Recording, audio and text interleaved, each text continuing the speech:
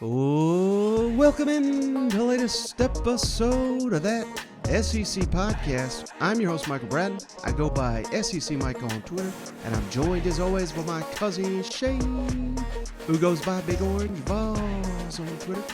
What are you up to, you big Tennessee homer? Hey, buddy, what's going on? Man, if you can hear the pep in my voice, Shane, I hear it in yours. It's because it's game week, baby.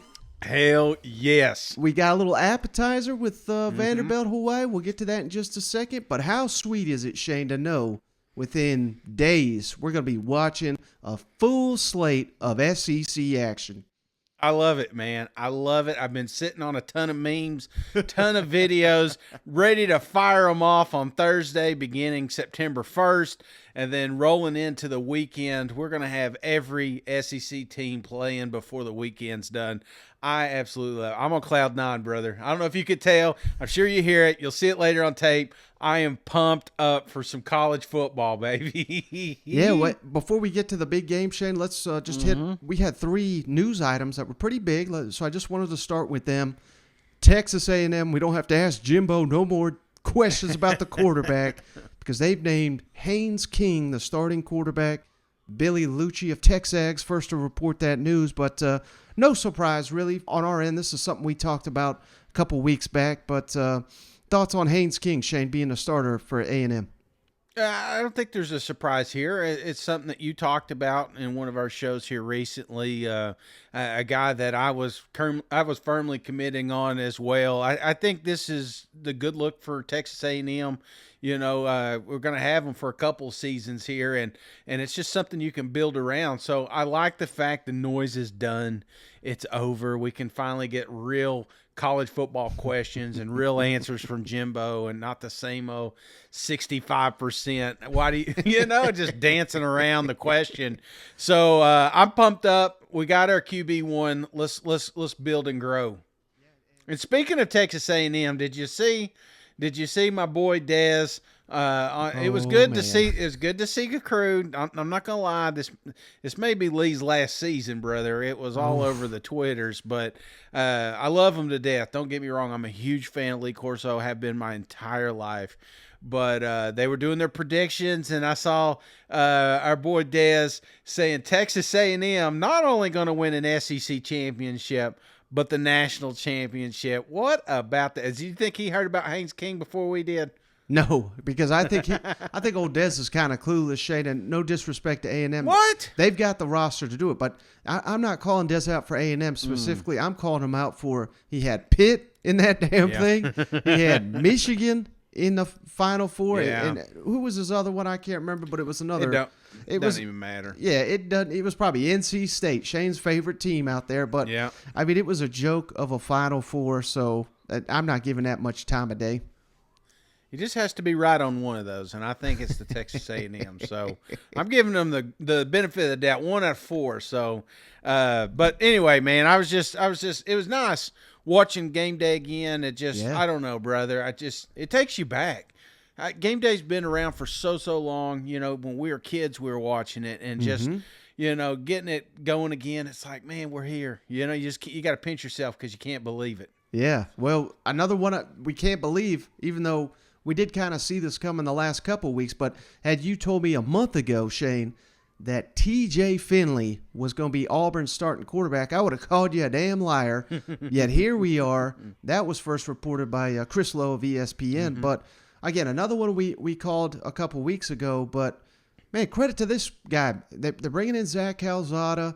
He didn't transfer out. He didn't quit. Although he did get arrested the first day of camp. But not even that deterred him, Shane. TJ Finley, our starting quarterback at Auburn. How about it? Ain't nothing going to slow this man down. You know what I'm saying? We were talking him up. We were listening to the coach. You could hear it in Brian's voice. Yeah. It really felt like this was his guy. You know, he's seeing something down there. And if we truly are going to get better ball play from TJ, man, I mean, watch out. He's got the tangible piece. He's got a hell of an arm. He's a big body. He's always falling forward. So I like his physique, but is he going to be able to check down? Is he going to be able to make those second reads? And I think that's listen to Harsin. It feels like it's finally clicked for him. So I'm excited for this next chapter down there in Auburn. Now, one more good piece of news, Shane. I know this fired you up. I believe this was Friday afternoon, but Bru McCoy eligible immediately. Yeah. Finally, that piece of paper got signed, and Lincoln Riley trolling Bru McCoy. Oh, my goodness. Don't even need him. Don't even look at his ass. Getting out of here, afraid of the SEC, ran over to California. Now I got sucked up in the Big Ten. Whatever. I'm over USC. Yeah. There's only one USC, and it's in South Carolina, Mike. That's right. Well, hey, buddy, we've got a great show topic for this episode. I'm going to give you one prediction, Shane, for every SEC opener. We got a ton of them to discuss. But before we get to that, Shane, we got to talk the flying Hawaiians getting beat down.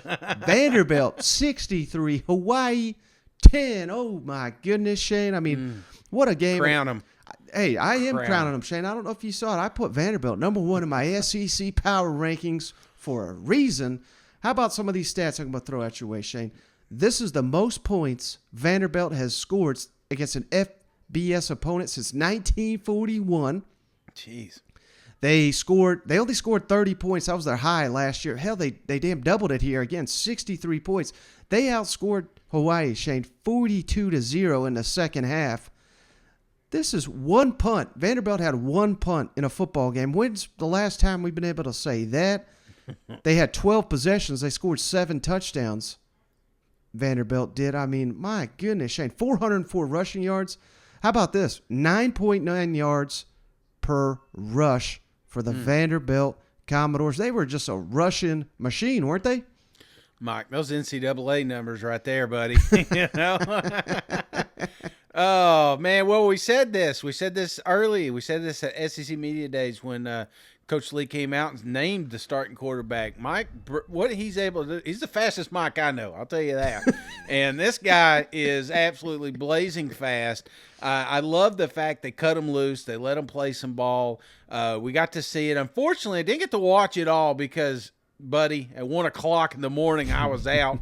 I saw one of the best tweets I saw, and I'd love to give the guy credit. I can't remember. He says, we're not in football shape either. You know, it's like we weren't prepared to go for 15 hours of college football, but I think we're getting there. But yeah, it was just unfortunate. Not a lot of people got to see this. They just got to see the highlights, which we put out there on our social media channels. But it was absolutely great. And if it was my wager of the week, Mike, I was raking in the money this weekend, 1-0. Nobody wants to face me. Yeah, don't forget, if you join us up there at on the Wager app, you got to search us in the community, that SEC podcast, to join us to bet against Shane and I. And again, all new signups get $20 for free, absolutely free. Don't even have to put in a credit card to join us at Wager. But hey, Shane, how about this though? Because going back to the game here, I don't know about you, but Hawaii came right out, opening possession, scored a touchdown. They looked like a damn machine. And I was sitting here saying, oh my God, here we go again. We all know the first game of the Clark Lee era got trounced by ETSU. And this, early on, it felt like maybe that's what was going to happen again. But credit these guys on the road, halfway across the globe, Shane. They didn't blink. And as the game went on, I mean, they just got tougher and tougher and tougher. Scored twice on defense with fumble returns. 3 sacks in the ball game, which is big considering Vanderbilt only had 9 sacks all of last season, Shane. Yeah. They were getting after Hawaii. I said they rushed for 404 yards. They only allowed 108 rushing yards. Yeah. And Hawaii's best player was a damn running back. So, I mean, this, again, I know you were kidding. We're not crowning Vanderbilt at this point in time. This is going to be one of the worst teams they play this season. But it is a major, major step out here that Vanderbilt was on national television and didn't embarrass the SEC. Instead, they did the embarrassing. And this is what Vanderbilt should be doing in these non-conference games. We're not sitting here saying Vanderbilt is going to win the SEC this year, but they certainly undoubtedly, it's undisputable, Shane, they have taken a major step from last season. And I think if you're a Vanderbilt fan, you couldn't be more happy with how this game went out. Oh, Cloud Nine. This is your first victory. You opened up the season. Last year it was just total disappointment this time. So I think this is huge for the Commodores. And when I boil it down, Mike, it wasn't that Vanderbilt was that much better than Hawaii starters, but they have two words: competitive depth. This is something that Coach Lee has hit on and hammered on, and he's competed, and you saw it.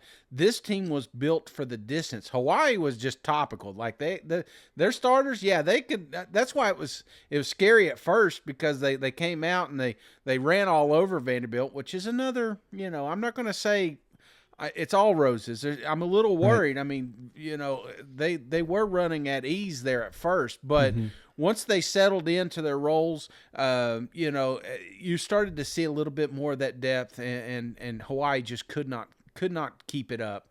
I will say, on the opposite side, just as impressive as Mike was, I thought Orji was freaking amazing. He was a man on fire. He got a couple penalties, which I think were kind of stupid, but he was the turning point they needed, and they needed a little momentum to get over that hump there at the beginning. And man, he was like I said, he was I'm surprised Nick Saban didn't come in and try to steal him last year. Yeah, and you mentioned room for improvement, Shane. Vanderbilt on third down, only 5 of 11. That's troubling.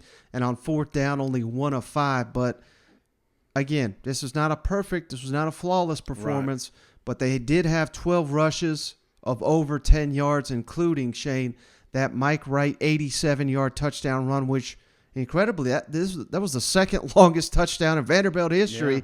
No one touched him. He looked like the Flash out there. Yeah. But, man, just an incredible debut.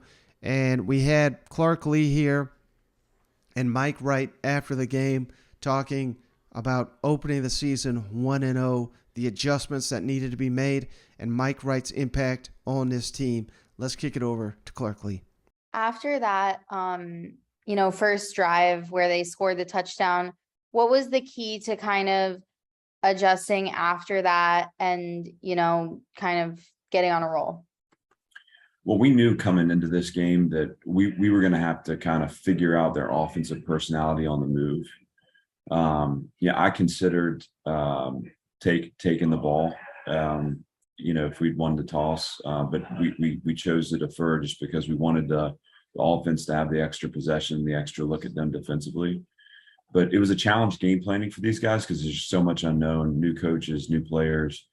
And I just, again, I give credit to Nick Howell and his staff. They did an incredible job, really honestly building an identity and a foundation through camp from which we were able to dial into some calls that changed some leverages that covered down a little differently. And, and then got the explosive run for the touchdown. I think we settled in on a plan where we were moving less and playing a little more vertically against the run, and it was effective. But that's a credit to the staff, to Nick Howell, and it's a credit to our players of, taking the adjustments and applying them efficiently and kind of settling in.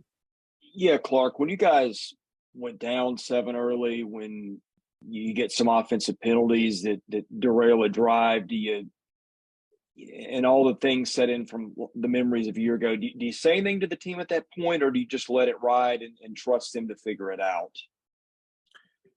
No, I mean, it's I think there's an expectation level, in game one that you're gonna have some hiccups, and my trust in the team and my belief in what we're doing goes way beyond the first drive and the first quarter of the first game of the season.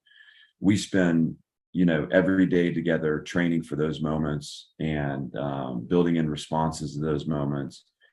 And so rather than needing to give a speech, we default to our training. We show each other confidence. We make eye contact. We speak about the belief we have, and that's what manifests performance on the field. And so, do we want to start fast? Do we want to get off to a great start and play with a lead? Absolutely. Were we able to do that tonight? No. I thought, the opportunity that adversity presented us was a chance to show our maturation and our progress as a program. And in that vein, I was grateful for it, and I was proud of the players and the way they just kept their heads down and kept working. Clark, what did Mike Wright do for your offense tonight? Well, yeah, he did a lot. Mike was able to show the things that make him a unique competitor and a unique player. He obviously he had a ton of success on the ground. He was also able to find some plays through the air. I think what is almost most important is he led the offense. He was out there, and I thought was an emotional connector, and handled our double calls, handled our checks effectively. And there's going to be a lot to clean up. It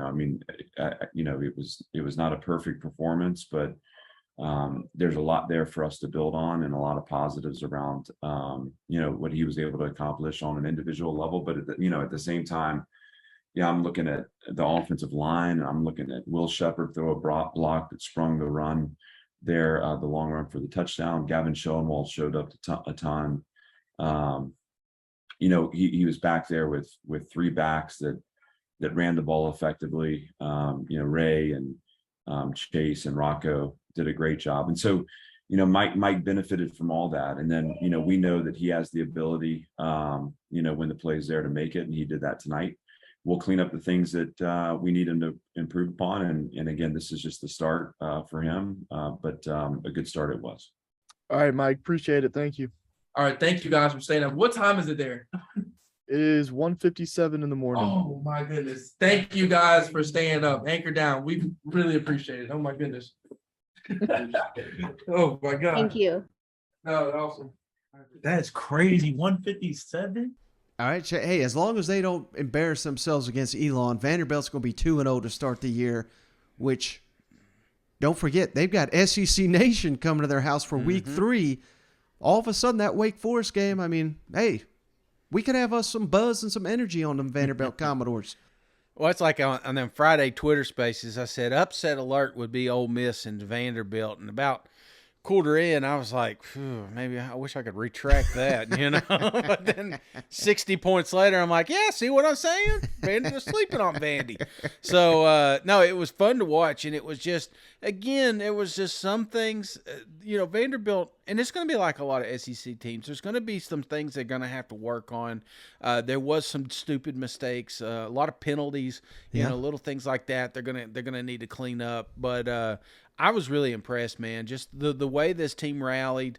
I don't know why I'm surprised. We talked about how scrappy they were last season. It just felt like they fought the whole tooth and nail the whole time. Fans, oh, man, Hawaii's pumped up. They ain't going to lose a game, blah, blah, blah. John says they're leaving at half. That's what – when's the last time, Vanderbilt could say that? So I think this new chapter is going to be exciting. As long as they keep Mike healthy, brother, I think they're going to surprise a few teams. Yeah, no doubt. Well, Shane, you ready to talk some SEC opener action? Hell yeah, Mike, let's do it. Well, before we get to each one of these games, Shane, I do want to run down just real quick, just to refresh the audience and refresh you, the current point spreads for these games. So we'll start with the Thursday games, obviously. Tennessee, Shane, 34-point favorite over Ball State. You gotta like that, right? I love it, man. I love it. 34 in the first quarter, baby. Missouri, how about this, Shane? 19-point favorite over Louisiana Tech. All right. Blowout weekend so far. I like it. Ole Miss, Shane, 22-point favorite over Troy. Troy, they're going to need a miracle to keep that one close, Mike. I love it. Now, this is the only SEC team that's not favored, Shane. Utah, currently favored by 2.5 on the road at Florida. I know you've already covered that, but man, that's a dangerous spot for them Utes to be coming in it. Yeah, I hope it's hot and humid, man. Them Utes don't know what's going to hit them. They're walking in. I think they're walking into a to a trap, brother. But we'll get in that later the week. What's the spread on this one again? 2.5. Utah's favored. 2.5. Has this moved at all? Yeah, I mean, it's gone back and forth. I think Utah opened as like a 1-point favorite, and then Florida was a 2-point favorite. Now it's back to Utah. So, money's coming back on both sides, no doubt. All right. Just depends on what pod they're listening to. Huh? How about Kentucky, Shane? Favored by 17 against Miami, not Florida, but Miami of Ohio. Hey, either one of them. They're still going to be a favorite. South Carolina, Shane, favored by 12 over Georgia State. I hate that team. But, yes, that's good, brother. I like it. 2 scores. The defending national champ, Shane, Georgia, favored by 18 over Oregon in Atlanta. And what's Oregon ranked? I don't even know if they are, but no, I think they're like 15 or something like that. Oh yeah, this is just another prime example of how great that AP poll is, Mike. Get them off the list. Get them out of here. Now this one has moved quite a bit, Shane. Mississippi State favored by 14 points over Memphis. Another team I hate, Mike. Oh, I love it. I love it though. 2 scores. That's not enough. And then Arkansas favored by 6 over Cincinnati. 6, Cincinnati. No, that quarterback went pro, so I think this is ridiculous as well. So I love it, man. This is what I like, Mike. Week 1, because Vegas doesn't know what's going on. You don't know what's going on. You got that gut feel. This is when you put it out. If you got some parlays you want to fight, this is a perfect week for it, because these spreads are going to change throughout the season. Yeah. The only other one we got, Shane, I don't know why the others aren't listed, but I think it's because of cupcakes and whatnot, but LSU favored by 3 over Florida State. So okay, we got us a ball game potentially on Sunday. Yeah, maybe. I mean, I watched that game too. I watched a lot of them. I don't know if you watched the craziest fact I saw this weekend, Mike, was the fact that Vanderbilt, because we started out with this Northwestern Nebraska fiasco, one of the greatest onside kicks I've ever seen in my life. But it's like, oh, well, we got momentum. Yeah, let's shoot ourselves in the foot here. But anyway, and that's the craziest thing. I do feel bad. I give Cornhuskers a hard time, but the fact that Scott Frost has lost so many games by 7 points or less, I mean, that's terrible. It's one thing to lose. Because, trust me, I'm a Tennessee fan. There's been a lot of games we have lost, but within 7 points, that many, that takes a toll. But anyway. I feel bad for those fans. Yeah, it seems like they got one of the. I know. They really do. They want to get back to prime. They want to get back to the 90s, just like a lot of us. But, but what was crazy, the craziest stat was Nebraska traveling to Dublin. Right. Was actually less mileage than Vanderbilt traveling to Hawaii. They were further away. I mean, it was close, but it's just crazy. We got a game outside the country, but it was actually further away for the Commodores. But what I was saying is, I tried to find your little pieces through the games. I kept looking for Harrison. It never showed up. But I thought it was kind of crazy watching some of these teams that SEC will play. And, I watched a lot of Florida State, and we're going to talk about that LSU matchup later in the week. But, I don't know, man. I wasn't impressed. I don't know why it's a 3. I know it's. Can we talk about that? I don't want to break protocol here, but were you that impressed by the Seminoles? I mean, they beat the hell out of. Apparently, I butchered their name, DeQuince, or I don't know who the hell they are. But I mean, Florida State looked all right against them. I think it's just more about, they're good on the ground. They rushed for over 400 yards, but hell, that's the strength of LSU, brothers. That defensive line. So I think Florida State could be in some real trouble. Yeah, they got the 4 horsemen, and it was, and again, I'll mess up. I'll just say Team D. They were able to get pressure at times on Florida State, and I was like, just imagine those 4 monsters coming up from LSU. I just sense a lot of pressure, I don't know. It's going to be fun. It's going to be an exciting matchup. Now that one is not going to be on Saturday. That's Sunday, right? Yes, sir. Sunday evening. Okay, yeah. That's the only game.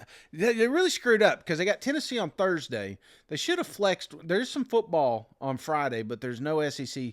They should have switched somebody, maybe put the Arkansas game there. It would have been nice. And even Monday, they got Clemson and Georgia Tech. It would have been nice to have another SEC opponent. But still, a full weekend coming up of college football. So if you were thinking about calling in, this may be the week. Yeah, exactly. So, hey, brother, you ready to get to I got one prediction for every SEC opener. Absolutely. And I'm going to start this. I'm doing this one just for you. You're going to love it. Tennessee prediction, Shane, against Ball State. Them Vols are going to score at least 60 points. Oh, yeah. Absolutely, Mike. I like that. I can get behind that. This is going to be a fun, exciting, electric ball club. Got a lot to prove, and I don't think they stumble like they did last year. They had a lot of question mark. They got going later in the season. I'm with you, Mike. This is going to be a high scoring affair. We got the stadium rocking. Did you see the new I don't know what they call it, the beer porch or yeah, you see it? I think you got to get a special ticket to get up there, but man, that's going to be something else. At least they got somewhere to go when this thing gets out of hand. Yep. All right, how about Missouri, Shane, playing Louisiana Tech? Brady Cook going to complete over 70% of his passes in his starting debut this season. What do you think about that? Yeah, my captain. Your captain, my captain. I think he earns that spot this week. And I think Mizzou realizes they're in pretty good hands with a kid that's been there the whole time. Yeah, and speaking of earning it, Shane, just real quick, we got some comments here from Drink. I just thought this was great. He was asked, with modern college football, you got to worry about playing players, otherwise they'll jump on the transfer portal and all that. I thought his answer was really, really great on this. And also, last season certainly was a disappointment for Missouri on the field. We know the recruiting was outstanding, but this is an opportunity to set a new identity for the Missouri Tigers, and it starts Thursday. Let's kick it over to Drink. When you mentioned the portal in that answer, I mean, obviously the best guy plays, but how different is it? Does that factor into, hey, we got to make sure to get this guy a little bit of time? No, because at the end of the day, I don't factor in I've got to get anybody in. If you give something that they haven't earned, it cheapens them. They got to earn it, okay? They got to earn it. And at the end of the day, I got to lay my head on the pillow at night knowing however it turned out, I'm comfortable with it. And I wouldn't be comfortable if I just gave somebody something that they hadn't earned. And I don't think our brotherhood would be comfortable with that either. You know, we all understand that the number one core value is always compete to be better today than we were yesterday, and always compete to do it better than we've done it before. And so we're not happiness camp. This ain't everybody gets a trophy. This is college football in the SEC, the best of the best. And if you earn it, you're going to get an opportunity to play. And sometimes you earn it and you're not the starter, but you've earned an opportunity to play and get out there. I mean, all the experience on defense. I mean, there's so many familiar names of guys that have SEC reps. I mean, does this defense have a chance to be able to set the tone in games and then, by extension, help you guys offensively in that way? Man, this is a new year, new team. I don't know. What we did last year wasn't clearly good enough, so it's an opportunity for us to define who we want to be moving forward. You know, so whether or not we have experience or not, it really doesn't matter. We have a chance Thursday to set our identity, and I don't have a good feeling that says, oh, okay, this is what's going to be on either side of the ball. Like, this is a clean slate, and it's a great opportunity for us to go paint that canvas. And whatever happened last year on both sides of the ball. And what you did last year doesn't earn you anything this year.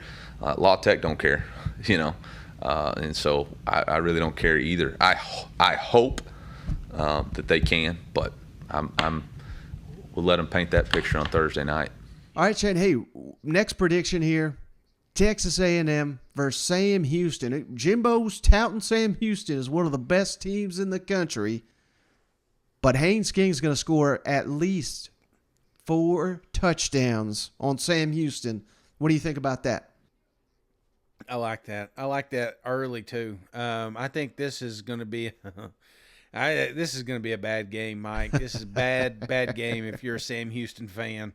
This is going to be a good one to stretch out that QB, let him play. Yeah. But I think we see a little bit. I'm not counting Johnson out. It wouldn't surprise me if he didn't have a couple touchdowns in this game either. Ooh, bold. Okay. How about Georgia, Oregon, Shane? I think you're going to love this one. We didn't want to trounce on this guy while he was in the SEC, but he's not anymore.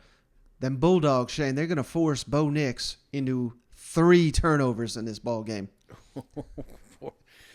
Poor Bo. He just can't get away from it, can he?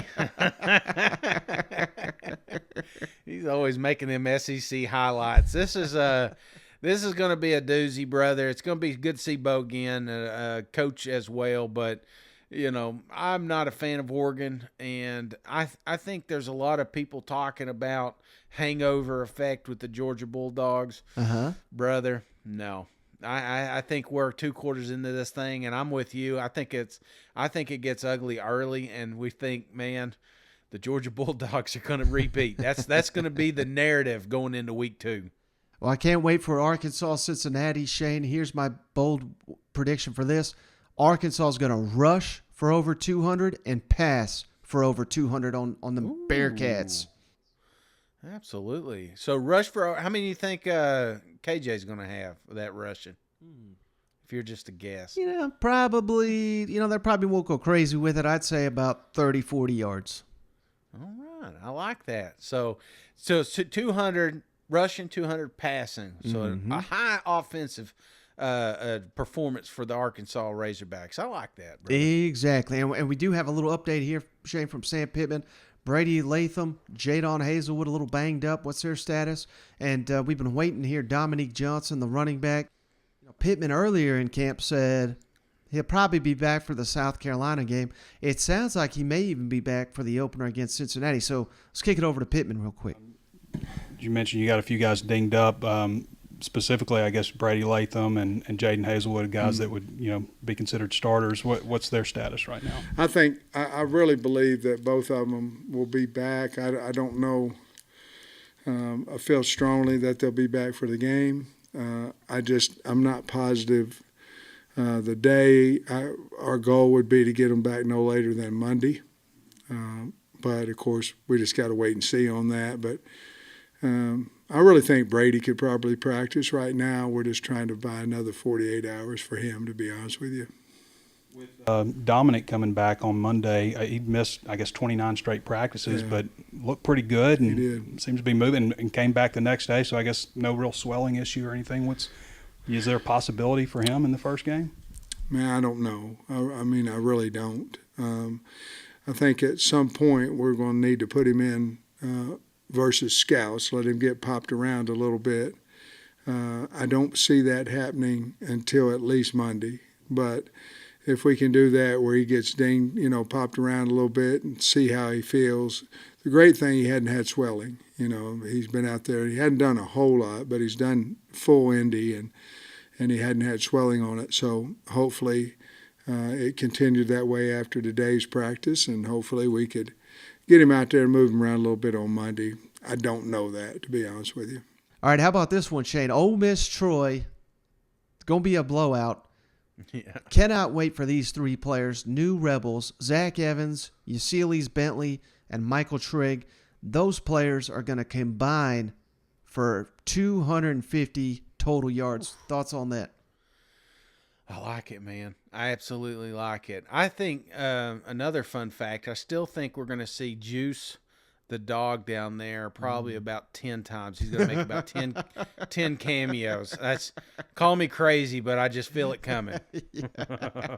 He's probably going not even the actual mascot. Yeah, not even the actual mascot. Forget the Land Sharks. Forget Colonel. We're gonna get the dog. All right, this may be the game of the week, not only in the SEC but in the country, Shane. Florida, Utah. Yes. Gators are going to rush for over 150 yards. Thoughts on that? That's going to be the heat index too, Mike. Them Utes ain't ready. Them Utes ain't ready, baby. I think it's like putting on a wool blanket when you go down there, man. Yep. All right, how about this one, Shane? Kentucky versus Miami of Ohio. Uh-huh. I think Will Levis, he's going to score 4 touchdowns. I don't know if he's going to throw them or run them or what, but he's going to get 4 touchdowns in this one.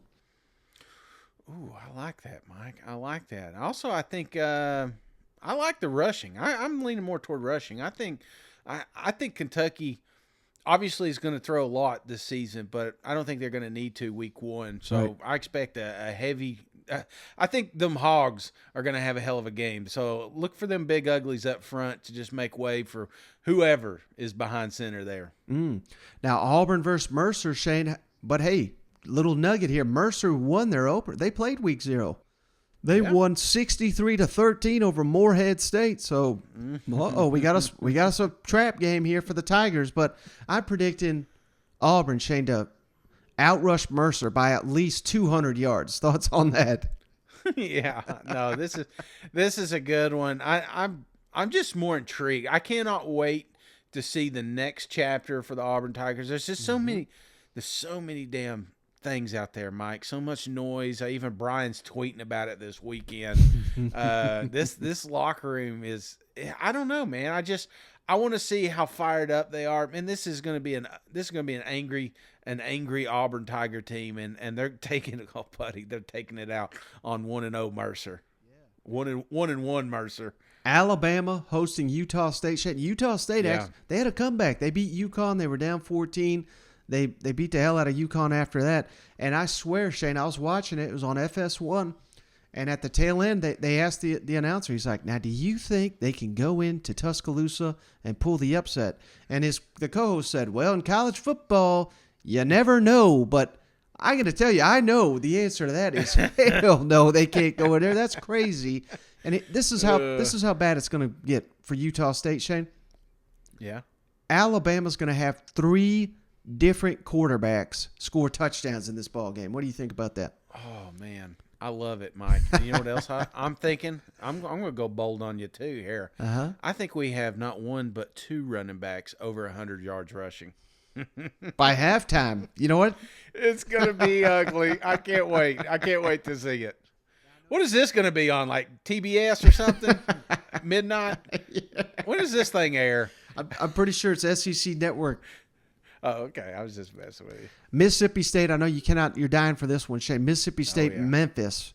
I got Will Levis throwing for 400 passing yards.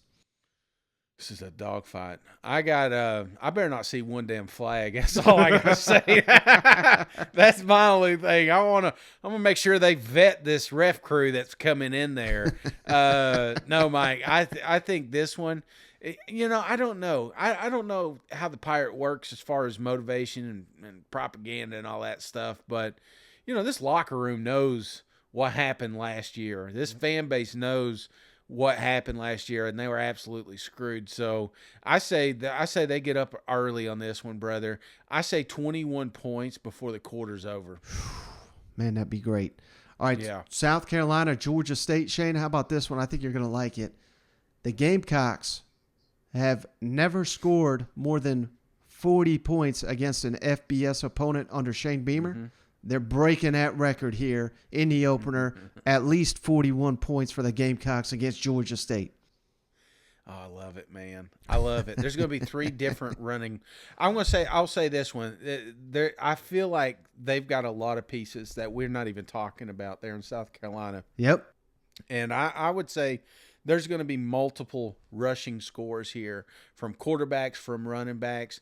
I'm going to say 4 individuals will have a rushing touchdown in that South Carolina game. I love it.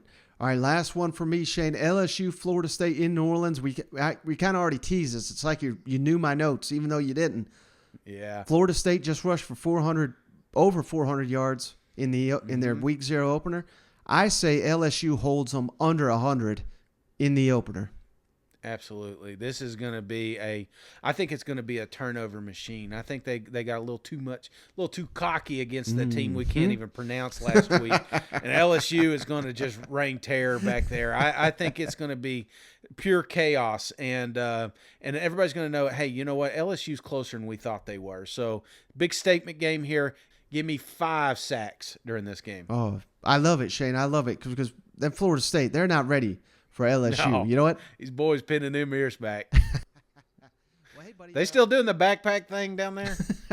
They may just leave it down there in Tallahassee, you know. Speaking of celebration, before we get too far, did you see UNLV? They got a damn slot machine on the. I mean, this was a wild weekend. I loved it, brother. We watched football in Ireland. We watched football in Hawaii.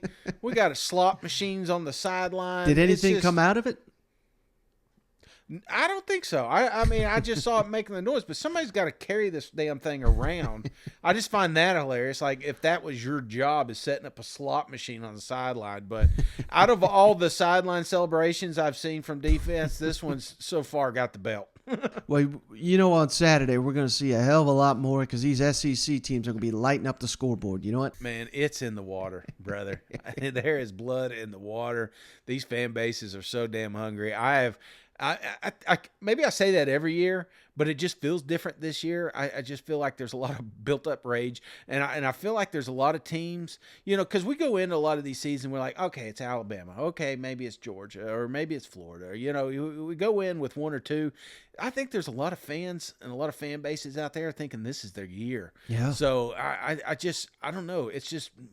I love it, man, because it doesn't feel like we have the separation like we used to.